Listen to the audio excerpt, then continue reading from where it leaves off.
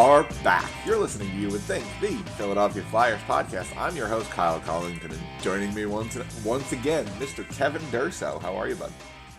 I'm doing well. Long week. As it is when you're on a 7-game homestand and like there's a lot of stuff going on. So that is fair, but at least it was 3 fun games this week. We are actually here to talk about 3 Flyers wins. Quick programming note off the top, just before we dive into it. We will be skipping our show next week, and in a separate but related note, this is also my last show in this current studio. So it's been a good 2 years, and hence why we're skipping next week. Yeah, and in our next show, I'll be in a different space. So anyway, so back just in time to wrap up the regular season and get ready for playoffs, basically. And also, while I'm here, subscribe to our YouTube channel. Follow Kevin on Twitter at Kevin_Durso. Not that I need to clarify, but playoffs around the league, obviously. Oh, I'm very excited. Yes, we don't just stop the show because the Flyers season is about to wrap. We're going to, get into some of the other playoff teams, have some conversations around the league. We've given the events of the last several weeks, we've really neglected the around the league stuff because we've had no choice. When you fire a general manager, right? When you fire a general manager, that kind of takes precedence, and everything else goes out the window for about a month. Right, which is also why, and as you brought this up before the show, like we were talking a little bit before, we haven't really gotten into the games themselves. We've mostly just glossed over with like, oh, okay, they won this. Last week we did a little bit because last week I think we had specific moments to talk about. Yeah.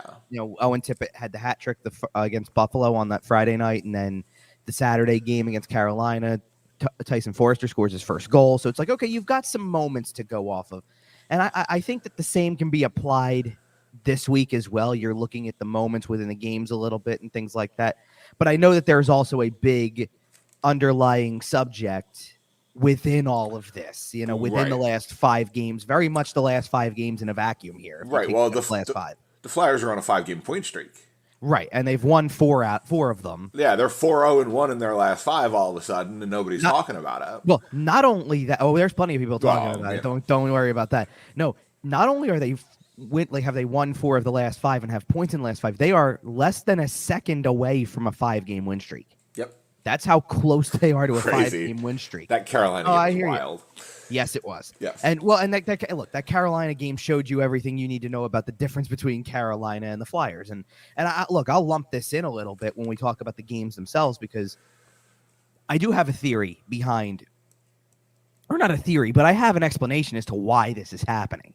And it's not as simple as it's March, they're out of the playoff race, and the general manager just got fired, so everybody's loose and free and I think there's quite a lot of that, to be honest with you. Well, I think the general manager not being there and the overall harbinger of what's to come in the front office, it's part of it. He's weighing pretty lightly on the players' minds at the moment. I think they're having fun with that. Right, it's a big part of it, but it's not the only reason, because they not only say they fired, but once that happened, they didn't win right away. No, but it always takes a little bit. They had realistically 2 kind of lackluster games against Pittsburgh and Vegas, which fell in line with playing way better teams than you. The Buffalo game, Buffalo's been a disaster since kind of coming into that game. When the playoff hope started to fall, it fell hard. The Flyers derailed that. Well, and they did, and so did just about everybody else who played the Buffalo Sabres. Right. I mean, I'm not saying Buffalo hasn't won a handful of games here, but they've lost a few really rough ones that pretty much took them right out of the playoffs. Yeah, they're currently 6 points out, and they have a game over Pittsburgh. But even if it's only 4 points, that's still tough to make up in the last 10 games. Okay, here's the thing, and because this is coming into it, the week before playing the Flyers, lost to Edmonton, lost to the Islanders, both in regulation. The 10-4 loss to Dallas, lost in overtime to the Rangers, which is a good hard-fought game. Don't get me wrong, against a team like the Rangers. Then they win against Toronto to kind of keep that hope alive. They had lost in a shootout to Washington, and that was kind of like this path of, even though they only won 1 game leading into, well, now in the last 3 they have points, and you're playing Philly. You need that win. Absolutely. And they lost it badly, 5-2. And then followed it up with 7-0 to Boston, 7-3 to Nashville. And it's so I don't care that they've won the last handful of games, they've won the last 2 going into the, coming out of the weekend. Doesn't matter. You lost, you won one game. You can't afford to have the wheels fall off for a week at this point in the season. Well, and that was worse than that. That was 2 weeks where they won a game. Like Yeah, you can't can't go 7-8 games and win one. You can't. Not in March. Not in the current day NHL. So Buffalo, the wheels were coming off. Carolina, and this was admitted. Most, I think some players said it, but Rod Brindamore had said it too after the game. They kind of sleptwalked through the third period, and that's how the Flyers had a 4-3 lead to begin with. Yep. So do they pick it up in enough time to come back and win the game? Just barely. Yep. But they did, and okay. That at that point, even the overtime loss is overachieving against a team like Carolina. You figured that could have been a blowout. You're looking at the last 4 games leading into that weekend going 5-3 to Vegas. That's deceiving because at one point in time it was 4-1 early third. 5-2 to Tampa in a game that was never close. 5-1 to Pittsburgh in a game that was close into the third period, but boy, it got out of hand fast when it got out of hand. And otherwise, I mean, the type of games you want to see, good competitive games, but nothing to show for it, right? Like that's exactly what you wanted. They played Florida on Tuesday, and rather than continue their playoff push, and I'm not saying that this means Florida's out. They're in the playoff push. Oh yeah, but they had an opportunity from Monday night because they had played Monday. Florida played on Monday night. And not only played, but got a win on Monday night, 5-2 against Detroit, who is another team, by the way, as we're going to get into with the Flyers schedule. That have fallen off the cliff a little bit, yeah. Right. Florida, by the way, is currently 3 points out with the same number of games played as Pittsburgh. With a really rough end of the week, by the way, and I'll get into that in a second. Okay. But when they came in to play the Flyers, they really, given their current situation, playoff-wise and roster-wise, had every reason to start Sergei Bobrovsky in a back-to-back. Every reason to. Yep. And instead, they started Alex Lyon, which means they started an AHL goaltender. I love me some Alex Lyon. Now, which meant that there was only one of 2 ways that game was going to go. Either Alex Lyon was going to pitch a shutout, or they were going to blow him out of the water. Man, I was expecting 4,900 saves. And I thought that coming in. And listen, early in the game, it looked like Florida was going to blow them out of the water instead. I mean, you're talking about the first 3 minutes of the game were disaster. And they got the game tied, and then it kind of was a slow build. I mean, the game was tied twice. And then all of a sudden, late second period, bang, bang, bang, 3 goals in a row. Quick. I mean, 2 minutes and 1 second. And it was just, I mean, it was as if the Florida Panthers forgot how to play hockey for 3 minutes because it was disaster in their own zone. And that's when the game turned, and at that point, the game was over. And you have to give the Flyers credit for taking advantage of that and putting their foot on the neck and scoring 3 goals because that's 2 months ago that team wouldn't have done that. I'll get into the reason why 2 months ago you're saying that. You know what I mean? You know what I mean? Because there's a reason behind that too. And Florida has been struggle bussing ever since. I mean, 2 losses again. I mean, if your playoff hopes hinge on every game from here on out. You're down to the last 10, like. Roughly. I mean, some teams are within 10, but the Flyers are down to 10. And that's what I'm using as the kind of the baseline here. Because there's teams that have more or less and whatever. I'm not getting into specifics. But roughly everybody's at about 72. So you're down to the last 10 games of the season. You got to win. If you have playoff hopes, you got to win. And let's just say Florida was done no favors by the fact that Pittsburgh won on Saturday, things like that. I mean, the Islanders did not win on Saturday, so that helped. But beside the point, we'll do a standings update right before the end of the show. Yeah. Just to wrap that part up. Then they play Minnesota, the Flyers do, on Thursday. And again, I get the sense that for a team that is locked into battle for a Central Division title, which matters, by the way. I mean, when you're in the format that you're in, there's a big difference between playing number 2 or 3 in your division and playing a wild card. Playing a wild card that maybe just barely got in. It'll be the better wild card because Boston's got the top seed. Well, this is Minnesota. This is out west. I'm sorry. Yeah, then it's wide. It's wide open out. Oh, it's open. Yeah. Everything's on the table at this point. Anybody playing in the Western Conference could play anybody in round 1. It's crazy. Seeding almost doesn't matter because all the teams are just completely even. God, these playoffs are going to be great.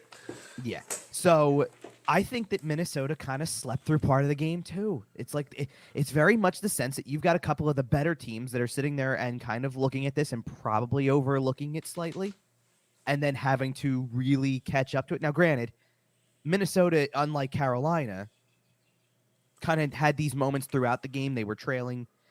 They trailed first. They trailed in the second. The game, they got the lead at the end of the second, gave it right back within a minute and a half. Yep. Played a majority of the third, got the lead again, which, listen, if somebody scores, especially on a team like that, if somebody scores with 6 minutes and 28 seconds left, aren't you thinking game over to an extent? Like, it's going to take something for the Flyers to come back in this game. And they erased it. Bus. Well, yeah. And they erased it in 44 seconds. Yep. Like, absolutely. It would have been super duper easy for that team to park the bus. Correct.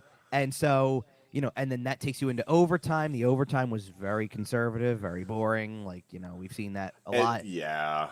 And then you get to the shootout, and I'm just going to jump to Detroit at this point because we might as well talk about the same common denominator of all 3 wins, which is Carter Hart pitched a shutout on Saturday afternoon, and Carter Hart won you a shootout too, by the way. I have a pitch for you on overtime, by the way, since we mentioned a boring overtime. Okay. You know how basketball has the backcourt violation? If you take the puck behind the red line too many times, you get an icing call or something? Over your own blue line. I'll give you the whole neutral zone. But back over your own blue line. So in other words, what you're saying is that you should have to circle back behind the opposing blue line, regroup in the neutral zone, and come back quick, as opposed to let's just go all the way back, pass it back to our goaltender and make a line change. I mean, look, I understand the point of that from a line change perspective. If you've got guys who have been out there for a minute and you go, I really need to regroup and get fresh legs in the ice, then I understand it. But the problem is you do that 3 times in overtime, and if the other team doesn't get to do it, then you win. You know what? And I mean, the Flyers don't have anybody who takes over in overtime, and Minnesota does, but Minnesota does, but he wasn't playing. I don't know, man. Matthew Boldy's been pretty good recently. Boldy's been very good. I gotta give you that. He does. Ooh. And in fairness, I believe he was the one player who had the one chance in overtime that Minnesota had, and it was like, oh, here he comes, going for the I thought it was in. But obviously the other player I'm referring to is Kirill Kaprizov. And yes. Like, look, that's a guy who can take over in overtime. Although we watched the Flyers play Minnesota in overtime way earlier in the year, and Matt Zuccarello sure took over overtime with the move he made, right? Yeah. Either way. Also, the best part about the playoffs, since they're coming in 3 weeks, is that it's real hockey in overtime. But anyway, yeah. And you're right, by the way. Like, I for a second I was sitting there going 3 weeks, and like it's because it's 2 weeks until the last Sunday regular season game for the Flyers. And that to me kind of is like signaling the end of the regular season. But actually, you're right. There was a release that was sent like with important dates for the summer period, kind of, or whatever. And the playoffs do start on Monday, the 17th of April. So there you go. I'm so excited. Like that is the official start.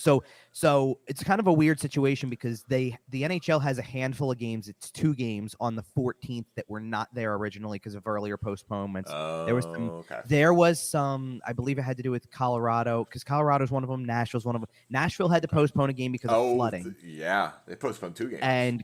And Colorado had to postpone the other game, and I think that was weather related. Yeah. Like nothing's been postponed due to illnesses and things like that. Like we had all those times last year. Oh, I know it, but it is interesting to see the NHL a little more willing to just kind of tack a game on the end of the season. Oh, I know. Yeah, that's very true. In there. And then after that, you get there's 2 days off, so the entire week. It's gonna be an interesting weekend, by the way, where there's nothing going on. But but that is nice because I feel like other than the 2 games, obviously that were affected, teams are gonna have 4, 5, 6 days. Yeah, depending on who you are. And for the most part, obviously, depending on where the standings are at in the moment out west, most teams should know their opponent at that point. And that'll just be very interesting for, how many practices do you get in there? Do you get 1? Do you get 2? How much do you let your guys rest for the playoffs? Right. It's going to be really interesting. But anyway, back to the Flyers. Right. So let's get into the Detroit game now, because that was the last one of the week. And, it's a very low event game. I mean, there was not a lot going on for, a long time. The Flyers kind of took advantage of their opportunities in the second period. They really played both the first and the second period where they were the better team in the last 10 minutes than the first 10. And the first 10, a lot of for both periods was about surviving penalties. They had realistically 3 kills, if you will, in the first period because it was a very early bench minor, and then Tony D'Angelo took a double minor for high sticking, and they kill the whole thing off, which, by the way, one of the best penalty kills they've had all year, by the way, that 4-minute penalty kill. And Detroit didn't look great, but yes. No, but something that John Tortorella said after the game was about that and this is a Brad Shaw thing, an adjustment made to the penalty kill where earlier in the year they would have just kind of stayed in position, tried to eat shots and stay in lanes as best they could. The idea now was chase people, start challenging and putting pressure on guys, don't even let them set.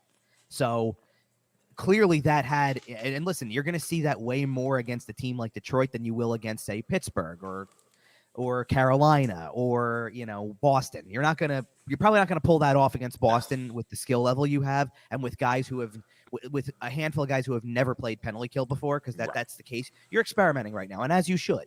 Like, there's nothing wrong with experimentation in these games where there's no other meaning to them other than, well, let's see what this guy can do here and what this guy does here, right?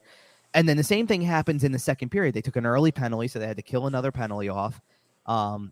They take a penalty late in the period after they've already grabbed a 1-0 lead, and off of that penalty, which nullified one of their power plays by 10 seconds, basically, they score within 8 seconds of that happening. So it's a 4-on-4 goal, but it gives you a 2-0 lead, and you know what? Like, at that given point in time, that already was when it felt like we were on Carter Hart watch at that point. Like, by the way, the piece of drama that's left is he letting one in today? And he obviously did not. Also, I don't know if you guys heard this stat in the booth, but on the broadcast, they mentioned that Scott Lawton has scored in 7 straight games against the Detroit Red Wings. Well, I didn't have to hear it on the broadcast, even though I did see the clip later, which was because they tweeted it. The Flyers account. Oh, did they really? 7 in a row against Detroit, but I did love Jim Jackson's call on that, where it's like, it's Scott Lawton against the Red Wings, so it has to be a goal. Like, that was pretty good. I like that. And then same thing in the third period. They had 2 more penalties they had to kill off, and again, in a situation where the game could unravel on you. And by the way, right as they get called for that last penalty, about 5.5 minutes left, Carter Hart starts standing on it. I mean, Carter Hart was not busy throughout most of that first part of the game. He had some good saves. I'm not trying to take away from the fact that it was like he was not tested at all. Right. But he really got tested in the last 5 minutes with some incredible stops. Well, the one that he makes on I gotta look it up just to make sure I get it right, because I believe it was Jonathan Berggren, who gets the third rebound chance, or second, really. I think it was 2 saves technically.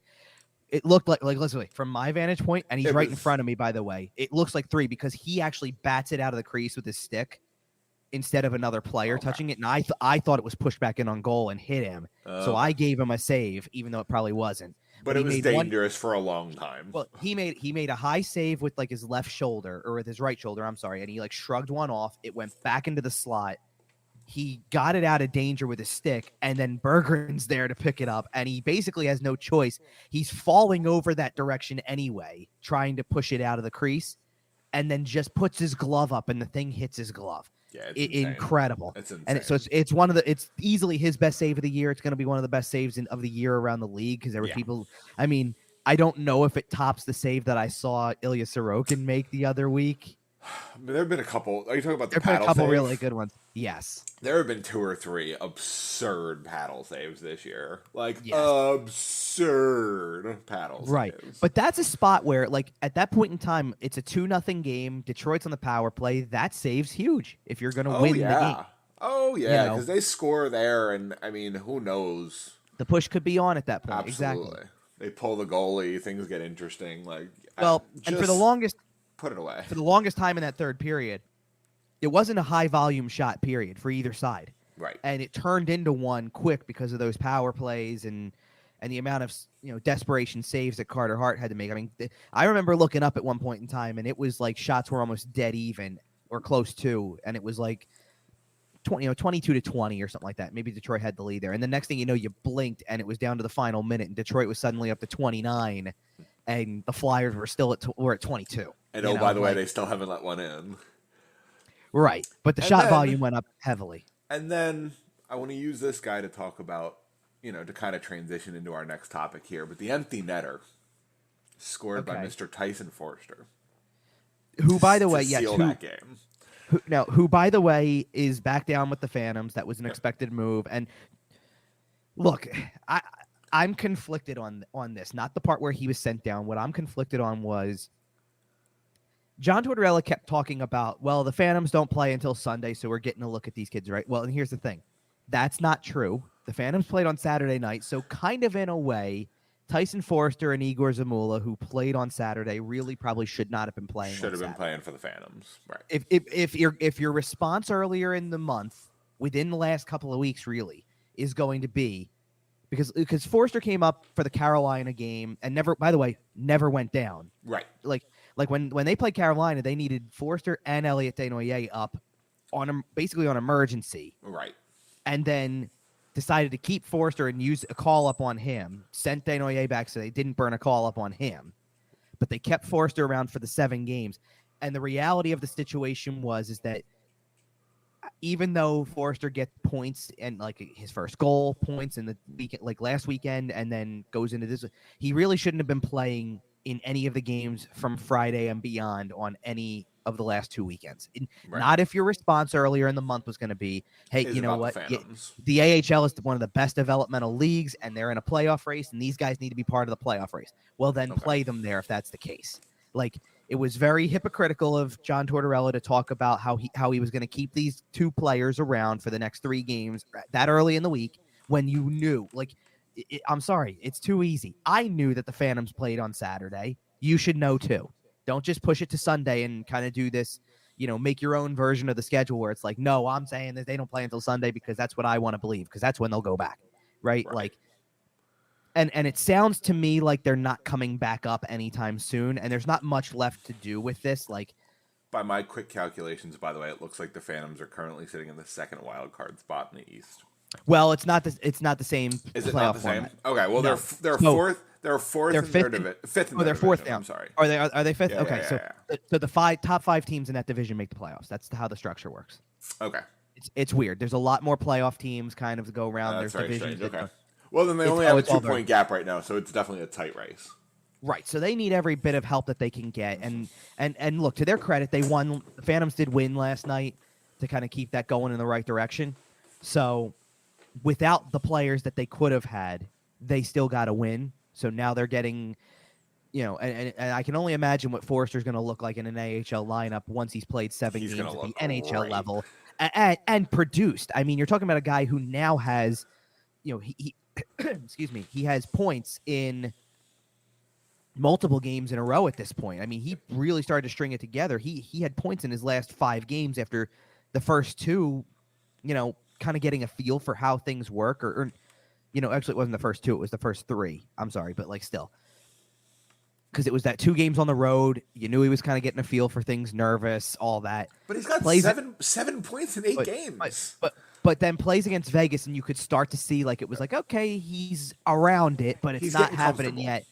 And then he got the first assist against Buffalo, had the 2-point game against Carolina with the goal, 2 assists against Florida, and now goals in back-to-back games. Now, listen, I will fully admit, the game against Detroit was not his best, even with the goal, because it's an empty net goal. That's how you extend your point. Right. Like, let's put it this way. Joel Farabee extended his point streak, too, in that game, and it came on the empty net goal, too. Like, it's easier to say that when it's an empty net goal. But still, the kid's got 7 points in 8 NHL games. He's going to go back to the AHL. But here's the thing, because one of the questions after the game yesterday was about like with Forster, and he took a couple penalties in the game, and is that a bad thing or whatever, or like how do you keep him from getting discouraged or whatever? And you say, and his answer was kind of, you keep telling him he's doing a good job with the other things he's doing well. I'm not focused on the penalties, right.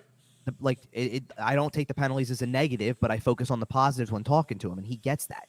And my kind of thought is that, like, he took a penalty. Forster took a penalty in Saturday's game where he's basically trying to create a breakaway for himself. It's a one-on-one battle, and he's going in there with the intent of, I'm going to catch this guy off guard, steal the puck, and go in on a breakaway. Yeah. And I caught what happened from where I was sitting, and I wasn't surprised they called the penalty. Absolutely. But I'm going to sit there, based on that comment from John Tortorella, I'm like, then that's a penalty he's okay with, because he's looking at the way he's going, He's trying to be aggressive. He's trying to make something happen. Trying to I'll create take that offense. penalty. I'll take that penalty any day. As much as he hates the offensive zone penalties, Sure. it wasn't an offensive zone penalty where it's like, well, you took a penalty in a board battle, or you It took wasn't a penalty, stupid penalty. right? Or you took a penalty in the offensive zone coming out of a face-off because you're trying to win possession. It was more of a calculated risk.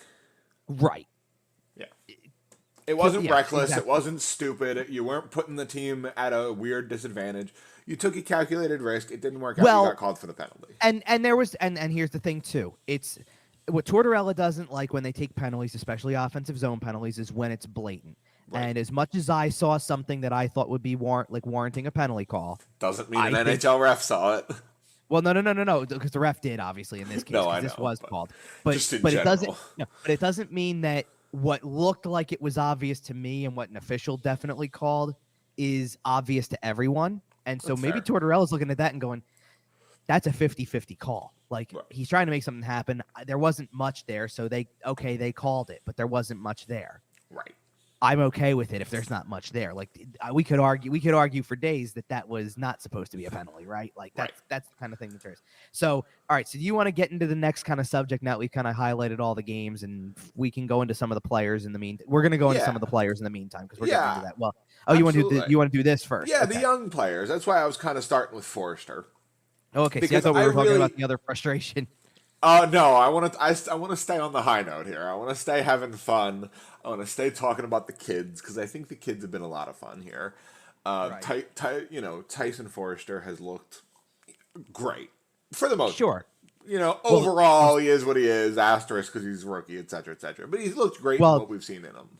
Well, you can't deny what he did on Thursday. I mean, the shot that he took on Thursday is exactly what he's been advertised for, and if he can bring that into stellar, if he can bring that into regularity, I mean, what he just did in particular in the last 5 games, obviously, where the points are piling up, because he's going to need to be an offensive guy if he's going to play at the NHL level. That's what they drafted him for. He's got a shot. They need him to be an offensive guy. If he's going to be an offensive guy, then he's kind of in the last 5 games very much had the kind of first impression that Noah Cates had last season, where he played in enough games that it was like, look at how that came together, even in that small sample. He's going to be one to watch next year.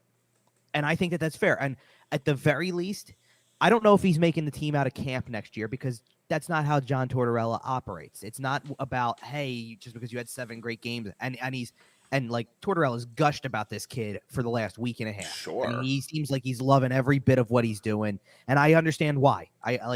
Sure, I get it. But I don't think that Tortorella is the type of coach who takes that and says that's the full stock of the player. No. He's not going to sit there and go but we said that about Noah Cates, and Noah Cates had to make a first impression on Tortorella starting this year anyway. And that's how you stay and in a coach's good graces all year long is if he comes to camp ready. And Forster needs to, we talked about this last week because it was a quote that specifically I had asked the question about Forster, and that's when Tortorella said he's a tall drink of water. He has nothing. He's still got a lot of room to grow, obviously. Well, that's going to be the key part of his offseason. How much does he grow physically, and how much does he take what he's done at the tail end of this season and come in and apply that? Because if he's not close to that level of play, there's obviously so much more room for him to grow from what he is today after just these 7 games. So if he's not at least the player that he is right now in camp next year, then he's not making the team. Right. Because Tortorella's not going to accept that. Right. And the nice thing is it's interesting watching hockey go in this direction.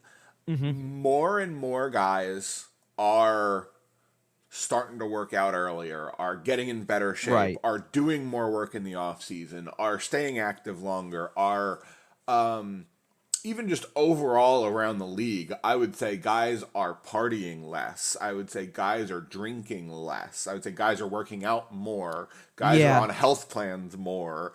Stuff like that. It's a big trend. You're not wrong about that. It's a very big trend. And if Forster's one of those guys, then I have no concerns about him in the slightest because he's going to go become a monster in the offseason. And if he's not, I mean, whatever, maybe he will be. But it is interesting to kind of watch the league go in that direction. And it's amazing how much more we expect out of guys. Like, we expect now Forster to go add probably 10 to 15 pounds of muscle, come in massive, and make the Right. team and be a monster. The important part with what you're talking about is that yes, it's expected now. But I think that there's a really big importance on that happening early in a player's career. Absolutely, it's better for you. Well, right. But if you're still talking about physicality, strength, kind of the ability to muscle players, if we're still talking about, let's put it this way, we still have that conversation, or we can. I've had it at games. I'll say it that way instead, because I don't know if we've talked about it on the show. Okay. I've had it at games. Travis Sanheim still hasn't completely, it feels like, grown into his body the way that he needs to. We're talking about Joel Farabee needing to do this in the offseason. Well, you're getting further into a playing career where it's a little harder to do that when you've played a lot. The more mileage that you put on the body, the more rehab you need to do in the offseason. The more surgeries you need to get done, the more recovery you need to do. Well, imagine what it's like for a player who, and especially players who could be doing this essentially today because they're not playing. Right. Imagine how hard it is for a player like Sean Couturier to build back a lot of what you lose from consistently playing for 2 years. And the bar is so high now. You know what I mean? And the bar is so high now that the work you have to do to get back to that level is insane. But the issue with what I'm talking about is if we're talking about that from a question of, well, okay, Travis Sanheim could afford to get stronger. Wade Allison could afford to get stronger. Owen Tippett could afford to get stronger still. There's guys there's so many guys that you can say that about, and then you're going to be saying the same thing with anybody who's new, basically. I mean, Noah Cates and Morgan Frost are two of those guys too. And Cates is probably a little bit further along in that because he's way better of a he's been way better of a two-way player than Frost has been this year. But Frost has been looking better lately because Cates got way more of the mileage early in the year. Cates was getting way more minutes, so now Cates is wearing out a little bit because, let's be real, you went from playing a college season and a few extra games with the Flyers at the end of that last year to full 82, and he hasn't missed a game, and he hasn't taken a shift off from what I can gather the entire year. He hasn't had any instance where it's like, oh, he's potential injury scare with Noah Cates. It hasn't happened yet. Noah Cates has looked fantastic. And by the way, up until this week, because in back-to-back games he took a penalty, he had 4 penalty minutes going into this week. 4. So it means you're playing all the time. You're never even in the box. Noah Cates has cemented himself for me as a guy that I would like to see through this rebuild. Oh, he's probably going to. I highly very likely with a letter at some point. I think that's possible. I'm not going to just jump and say it's going to happen. I'm saying over the next several years with a lot of roster turnover, obviously, as it is. A rebuild. Let's put it this way: you can do a lot worse than Noah Cates has done in this season, which will still technically qualify as a rookie season because he only played 16 games last year. That will qualify as a rookie season. You can do a lot worse than, and I'm not even worried about the numbers, but you can do a lot worse than winning over a coach like John Tortorella. You can do a lot worse than that. So if he wins over Tortorella to the quality of this guy has leadership capabilities, then I'm pretty sure that just about any coach in the league would find a way to see that. But he's having, and he's got areas of his game he needs to work on. One of, he definitely needs to be a better face-off guy. He's been abysmal in face-offs over the last roughly week. I mean, he's been just absolutely abysmal. And he's working on it in practice, don't get me wrong, but it's going to take a lot of time. In case you were wondering, Noah Cates is currently plus 4,000 to win the Calder. That's a great number. Matty Beniers is minus 370. So because there's nobody else. There's not even really anybody else. Oh, trust me, I know. I picked up Matty Beniers in fantasy. It was wonderful. Oh, there you go. But 11 goals and 33 points is a really good starting point for a guy who is just kind of getting there. And what's interesting about Cates compared to maybe somebody else on the roster that I'm going to bring up, because this is sort of a milestone for him, so to speak. Do you know? I'm going to ask you a question. Great. Do you know what Scott Lawton's career high in points was before this season? Because he's obviously said it this year. So before this season, 44. No. Lower than that? It's way lower. 34. That's closer. 32. Okay. Which I hear you, 32. It's kind of surprising, isn't it? Now, here's the thing. How But it's long? not, though. Well, okay, fine, but how long has Scott Lawton been in the league? Forever. Right. So, no, but I'm saying Almost 10 years. you're getting close. I Yeah. mean, okay, so realistically speaking, his NHL debut was 10 years ago. Right. But he wasn't a This full-time season. NHLer. He wasn't a full-time NHLer in his first year. He wasn't really in the second year. He was kind of a halftime, if you will, because he played 31 games. Then he had a full season, like a legit full season, 71 games. Yep. And then that was the year that, well, I don't know if that was the year completely. Because I'm getting some stuff mixed up all over the place then. Because now I remember some stuff correctly here. Okay. Because he had played the 5 games in the 2012-2013 season. Wow. He didn't play in the regular season in 2013-14 at all. Okay. But he did play in the playoffs that year because he got hurt against Washington. Right. So he didn't play at the NHL level right away. So that's what, like, the next year. So 14-15, that's part of the explanation for the 31 rough game total, because he was kind of between the two leagues because he barely got played. I mean, he was playing in a playoff game and maybe got 2 playoff games before that injury happened, 2 or 3. And so you're talking about a guy with less than 10 games of NHL experience combined between the playoffs and regular season. And now he's just suffered a big injury. And that Washington series was tough. I know. So then so he plays in 15-16. 16-17, he only played 2 games at the NHL level. He was primarily in the minors again. And then really became a full-timer in 17-18, and since then has played regularly. But that's still 5 full seasons in a row, and he's never topped 12. He's never topped 13 goals, and he's never topped 32 points until now, 18-41. For a very, very, very long time, people thought Scott Lawton was a bust. Sure, and I'm not, and listen, he's still not, like, for a first rounder, he's not elite. He's not what you want, right? Right. Well, he is. He's exactly. And not out of a first rounder, right? Right. No, but you want to pick Scott Lawton in the 3rd round. Well, I wouldn't even go that far, because to me, here's where I'm getting with that. I think that the way that first rounds of these drafts work is once you're into the bottom half of the draft, like the Flyers were all those years when they picked. We all know that. Yeah. Oh, I know, but I'm saying then what do you think you got? No, that's exactly what you got. A third line quality player who's a leader. Cool. That's a first round pick, and at 25th or 20th, whatever he really was. I have it in front of me. And that kind of sums up our biggest problem with the last 20 years of the Flyers picking in the mid-20s, because those are the kind of players you get. Oh, and that's going to be good segue to the next point, because we're going to get to it. But my point was that, okay, so Noah Cates already has 11 goals and 33 points in a rookie season.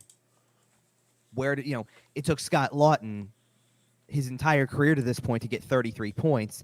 And he's had 11. He'd had 11 goals 3 times prior to that, like prior to this season. But only it took several full-time years. Took more than 3 full-time years for him to get to that marker and show that kind of growth. So Noah Cates is probably I think what he is ideally third liner. Primarily, could be a second liner with growth, but he's not going to play. They have him playing top line quality opponents and top line minutes without being a true top liner, and that's and that may kill some of the offensive numbers too, because he's being put in situations where he's around guys who are going to try to. I mean, you got to realize something before the injury, he was playing with Travis Konechny at times. Well, and will get you points. That is true. But the fact that he's still holding his own there, even though it might not be the role he's most suited for looking forward. Right. The fact that he's holding his own there, he's showing that he can play at the top of a lineup, is nice. Because think about a Michael Raffl type. A third liner, could play on your first line, could contribute a little bit. Obviously not an ideal situation. Right, and I think that's important. But if you need to juggle your lines, you got to have some options. And he's a guy that can go up to your top 6 and still not be embarrassing. And that's what I was about to say. You definitely want to have a guy who you feel like is in a position as a leader to step up. Yep. But the key is, making it happen that way. I do want to play something really quick that's because we have a couple more John Tortorella clips to get to for the next part of what we're going to talk about. But I want to play this because we're going to get off of the win 3 straight and win 4 out of 5 because the Flyers have won these games lately, and leading into that they had lost. They lost 4 in a row, beat Detroit, and then lost 4 more in a row. Yeah. So they had lost 8 of 9 realistically. So they had lost 8 of 9 realistically, and by the way, 7 of them were in regulation.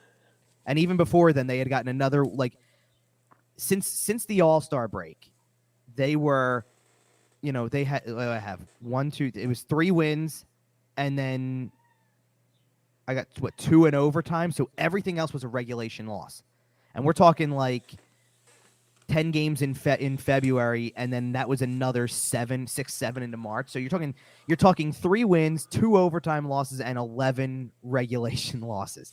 So the other day at practice, this is pregame for the Buffalo game, just when they were about to go on this little run, right? And Jordan Hall asked a question that we've now been egging him on about because since this question was asked, the Flyers have gotten points in 5 straight and won 4 of 5. Let's just take a listen, okay? Okay. John, I think we know a big thing moving forward over these final 15 games will be teaching and development, but a big part of development, I think, is winning a game from time to time too. I don't think that. No.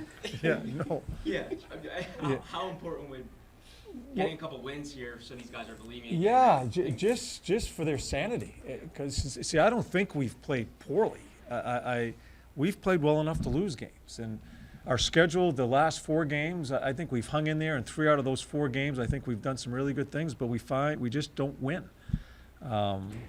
There's no.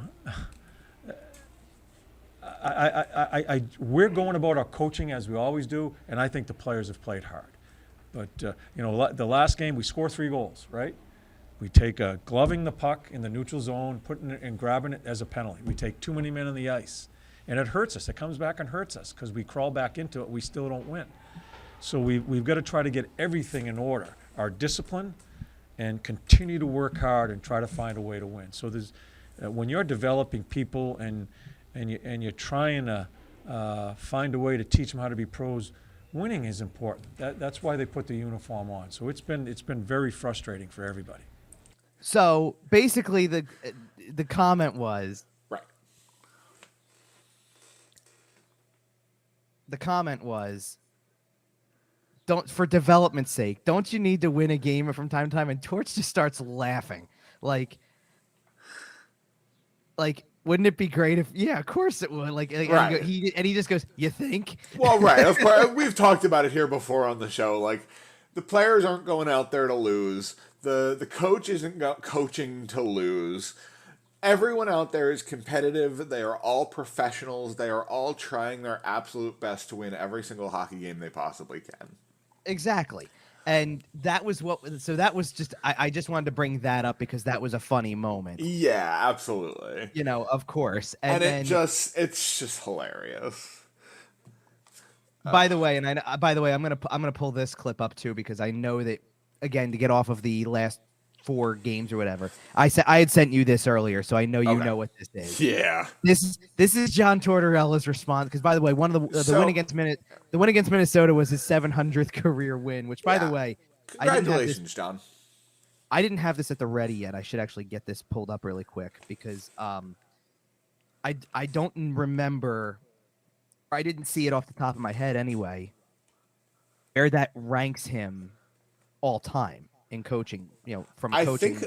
I think I'll take a look at that. I think among American coaches, he's one of the top among American coaches, no question about it. It was where does this rank him? I know exactly where to find it. So, because Hockey Reference is going to help me out here. So, he is now. So he's 11th all time.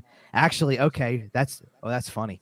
He's 11th all time, and 701, which came on Saturday, helped him move past Mike Babcock. Okay. For 11th by himself. By the way, do you know who's number 10 on the list? Who would be next for him to pass? He's not going to do it this year, obviously. There's not enough runway left, but who's that? Alain Vigneault. Better get hired, Alain. But no, I believe, if I'm not mistaken, the only other American coach who is on this top 10 list is none other than Peter Laviolette. There you go. Yeah, I know they've been kind of trading it back and forth for a couple years. Well, Laviolette's now got Tortorella by 50 wins. Well, because Tortorella spent a year in the broadcast in the studio. Yes. Sure, of course. So he's definitely gonna stay a year beyond Laviolette because he's petty like that. Anyway. Five of the top 11 coaches, by the way, are still actively coaching today. Wow. By the way, which is yeah. Wow. Okay, so we are. Oh, so hold on. I did want to play this for everybody go for really it. quick. The quick response to winning 700. John, this is your 700th win. Does that mean anything to you tonight? No. Short, sweet, Yeah. to the point. Does it mean anything? No. Nope. But now here's the funny part of that, by the way, because Alain Vigneault got to I forget where he got to. Maybe it was 700 also or something. I don't remember what exactly was. Either that or it was moving into the top 10. It was something like that. I think forget it was exactly 700. what it was. It could have been. I think But it he was. got asked the same thing, and instead of just coming out with no, he laughs at it and says no. Because the difference between AV and Torts, Right. But let's get So- into this topic because this is like the really big one for the rest of the. Yeah, I mentioned earlier in the show the Flyers have won 3 in a row and gotten points in 4 out of their last 5, 4-0 and 1 in those games. It's too many points is the problem. Sure. You've passed Phoenix or Arizona. Sorry, I believe. Did you also pass Montreal, or were they already ahead of them? They've Sure. kind of gone back and forth, Yeah. but yes, you're now ahead of Montreal at this given moment. Either way, as we sit now, the Flyers currently have the 7th best draft odds, and the way the standings are kind of shaken out, they can still climb their way to a top 5 pick, but it won't be any higher than 5th. Right. So I got one more Tortorella clip, which I'm going to play right after I say this part to start with, because Okay. I'm trying to remember which game it was that this came after. I guess it had to be after the Minnesota game, because the clip is from practice on Friday. Okay. So this is before Saturday, and they had just it's because I think it was because of the unlikely nature of they beat Minnesota in a shootout. Since when are we winning shootouts now? Kind of stuff, right? Like I get Yeah. it. So my whole thing to start with was, and I had to answer this, and listen, Torts had to do the same thing the other day because it was the same concept. No team in the league is tanking or going to tank. It's just not gonna happen. Have you seen what Chicago's done this year? No, Chicago's still won some games recently, and I have the receipts to prove that they're not tanking completely. I know. Okay, but let's hear what Torts thinks about the mail that he's getting about the Flyers not tanking, because this is a lot of fun. John, this is maybe a tougher question, so I want to make sure I articulate it correctly. But you've said on multiple occasions this year about, we've made our bed in terms of, fans being frustrated, in terms of the crowds and whatnot, and we need to convince them we need to pull ourselves out of it. Mm-hmm. Some fans look at this run recently and they say, we're rebuilding and now you're just messing up our lottery position by winning games. I guess, Stop does that it. frustrate you at all to hear that? Yes, and I on my radio show the other day, you can believe the mail I get. just stop sending me mail about tanking. There's no such thing with professional athletes tanking. They would not be able to live with themselves if they went home and did something to try to disturb an outcome of a game. It is asinine to don't bring up that subject. It's wrong. Am I answering your question? Yeah. And there are hockey gods too. They're there, and you go about your business the right way each and every day. You look yourself in the mirror and you say, "Did I give everything?" And you live with the circumstance. And eventually, if you do it the right way, you're going to come out on the right side of it. And you would not believe my mail. It's crazy, and I appreciate the want, of winning and getting back to where we want to be. You don't do it by tanking. You do it the way we're going to do it here, and not blowing everything up. Finding, I wish people could look at maybe this kid Tyson Forster, say, man, there's a piece right there maybe that fits next year. Look at it that way, where we're trying to find things to build, and then you backfill. I've said it all. You don't go for the big one. You go for the backfilling. And that's to me how you build in Philly here.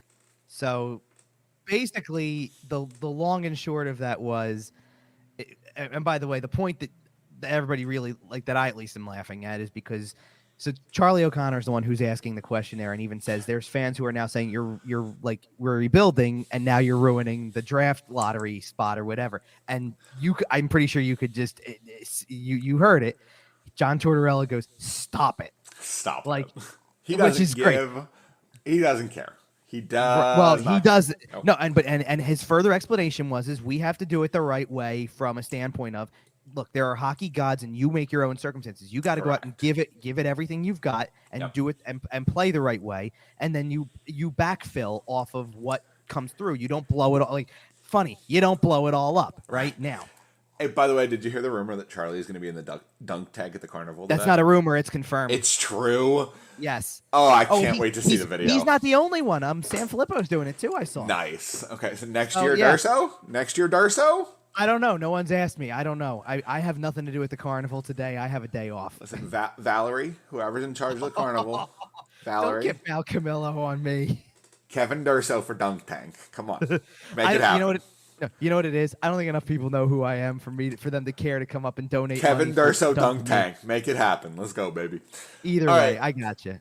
Let's put a bow on this part and do all this because no team's tanking. And listen, the same time the Flyers have won 4 out of 5, Columbus won in overtime against the Islanders, who are a playoff team right now. Right. Chicago beat Boston. Montreal's won some games lately. Vancouver's been on a hot streak since the coaching change. Right. Nobody's giving up.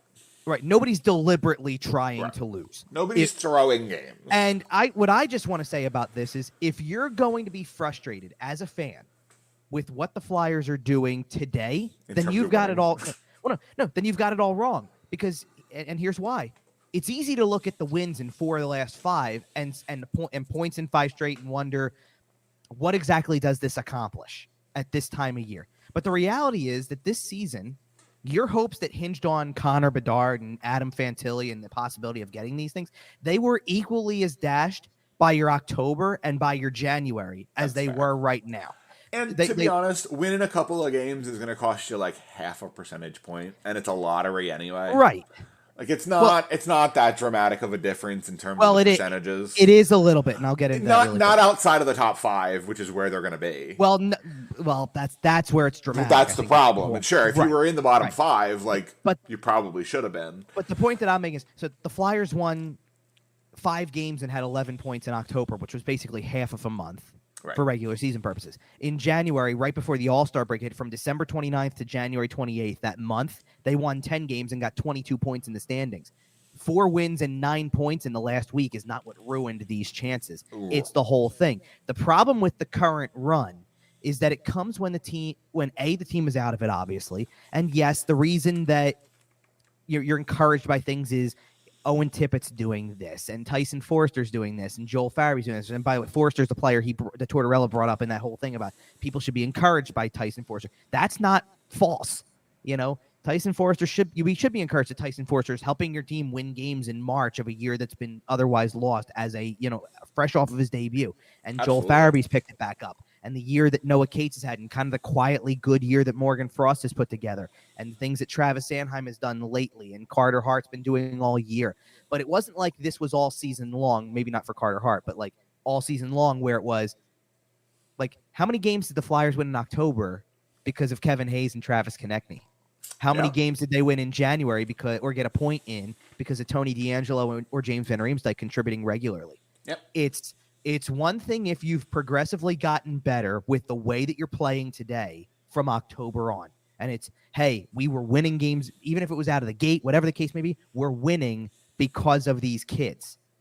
Instead, it was a bunch of veterans, because Kevin Hayes has 4 points in the last 18 games or something like that. That's not like, so he helped you win a bunch of games in October and maybe a couple in January too, to be honest. Yeah, I might have to edit my statement. I might have to edit my statement when I said nobody's given up. It's pretty bad. But that's the thing. It's not like that's been the case. It wasn't the case at the beginning. So when you look at the draft odds, if you're somehow to land one of the top 2, which is always still a possibility if you're in the top 10, which they're going to be, then you're getting a superstar if you land one of the top 2. Simple as that. You're getting a superstar player. Absolutely. If you finished in the bottom 5 of the standings, let's say 5th, like I said last week, then you could still move up. or get a really good player in the 5 to 7 range, because that's where you're picking. Absolutely. 1, 2, 5, 6, or 7. That's where you're picking. Yep. Now you're playing yourself into the 7 to 9 range, and that's where you are today. And look, That's where you start still, seeing the fall off. well, you could still get a good player, but is it gonna be the high end talent that they lack? Well, and it will That's rely the challenge.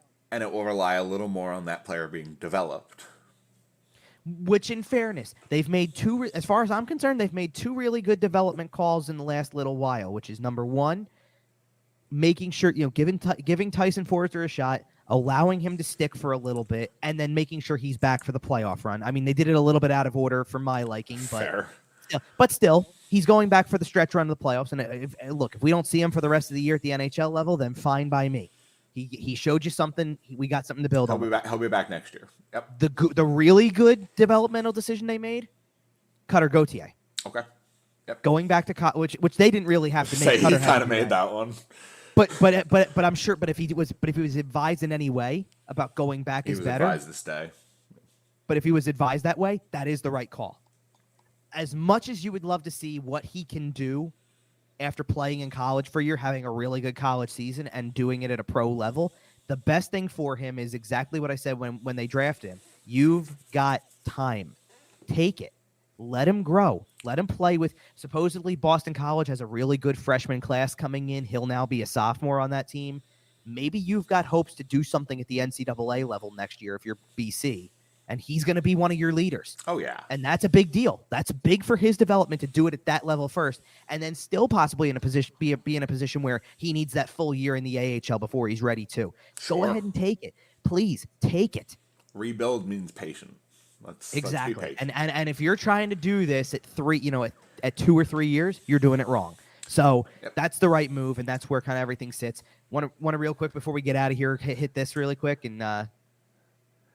Yeah, in case you missed it, it was announced over the last couple of days here that Coates's retiring. And I think Friday morning. Okay, that's what I thought. I wasn't sure. I heard about it Friday on morning. Saturday, but yeah. Okay. No, it was Friday morning. Okay. Yes. But either way, if you've been consuming Flyers games for really any portion of your life, then you've probably encountered Steve Coates. He's been on the radio for the last little while. He was on the TV broadcast for a long time before that. Most famously known probably for Coates's Corner, which brought us the infamous Bub segment. It was the best segment. It was great. And, you know, we grew up on this stuff too, so that's another part of it. Right. And I just want to wish Coates a heartfelt congratulations on a wonderful career. I think it's something like 43 years with the organization. It's 43 years of broadcasting in some way or whatever. Incredible service to the organization. And Thank you so much. And I know we already said we're not doing a show next weekend, so I'm going to say this now, and I'm going to say this because it'll have happened by then. Okay. They are doing something for him prior to the game next Saturday against Buffalo. Yep. So there's going to be a big celebration type thing with that, and that'll be cool. That'll be cool to see. Yeah. He's one. Look, you can say what you will about him being around for the amount of years that he's been around, because I think like people just associate tenure in a kind of negative way with the Flyers organization. This is one of the nicest people in the Flyers organization. Absolutely. Listen, as you would expect from Coatesy, he'll talk to anybody. Yeah. I mean, he will talk to anybody. If you've listened to a segment that he's been in, you'll know that. But yes, so he'll talk to anybody, and it's awesome that he's kind of getting to go out on his terms and do this the way that he wants to, and it's pretty cool. So absolutely, and then I can wrap it. Congrats on a great career, Coatesy. Absolutely, congratulations, and then I can rapid fire this NHL standings update real quick. In the East, most of the divisional spots are locked. The wild card is basically down to the Islanders, the Penguins, or the Panthers. The Panthers are currently on the outside looking in. In the West, it's a little more wide open. The wild card is basically down to Winnipeg and Nashville at this point for that last wild card spot. Calgary's still hanging around there, but it's going to be tough for them. All right, that was the rapid fire NHL standings update. Nice. That'll do it for us here on this show. Find us everywhere you find us, your podcasts. Find us on sportstalkphilly.com. Follow Kevin on Twitter at Kevin_Durso. Follow the show at YWT Podcast. And I think I'm going to keep it a little shorter today. I think I'm going to cut it there, and we're going to get out of here. And we'll be back in 2 weeks and say goodbye to this studio. See ya.